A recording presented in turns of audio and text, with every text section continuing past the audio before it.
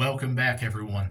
And we are now at number 41 on my list of top 50 video game franchises I feel deserve to make a comeback, deserve to be brought back and revived. And number 41 is going to go to a Namco classic that, while it technically hasn't got a new game in a while, at least Namco has not forgotten about it. So there's still a chance. And that goes to the Klonoa franchise.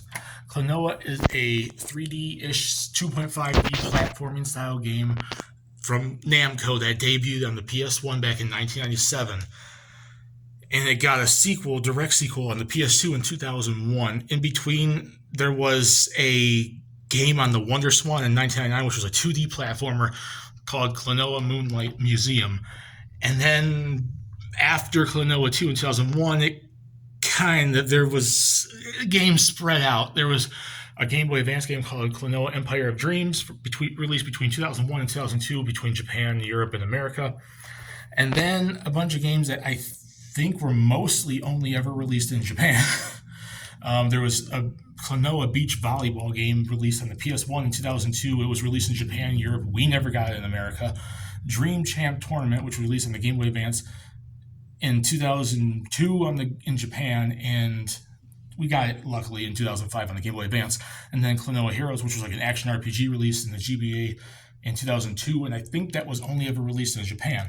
So for a while there, we weren't getting every single game in the Klonoa series like early on with the first 4 games.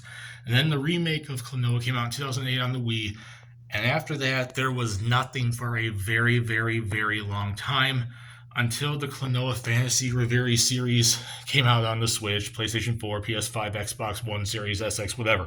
And it was essentially an updated remaster / remake of the first 2 games. And it was released in 2002, which means it's fairly recent. But the reason why it's on this list is we haven't had a legit new Klonoa game in pretty much like about 20 years. About 20 years. I mean, I'm not counting the Wii remake as anything new. It's a remake of the first game. And then, well, actually, if we're counting the remake, it's been like 15 years in 2008 or so. But if we're counting anything that's a full-on new game and not a remake or a remaster or anything, it's been about 21 years. But Klonoa still is remembered by Namco. They still pretty much put like I said, they put the franchise in the collection like a year ago, and they still reference Klonoa as cameos in numerous Namco IPs, like Pac-Man and whatnot. I think there's still love there. I think there's still a chance there. And compared to everything else I've so far talked about on this list, up between 50 to 42, at least Klonoa is still fairly recent and relevant. And the company still remembers that a lot of these franchises, the chances of them ever coming back are slim to almost none. But we've seen even lesser franchises come back. So there's always a chance anything can come back in the world of gaming. But at the same time, I would love to see Klonoa come back.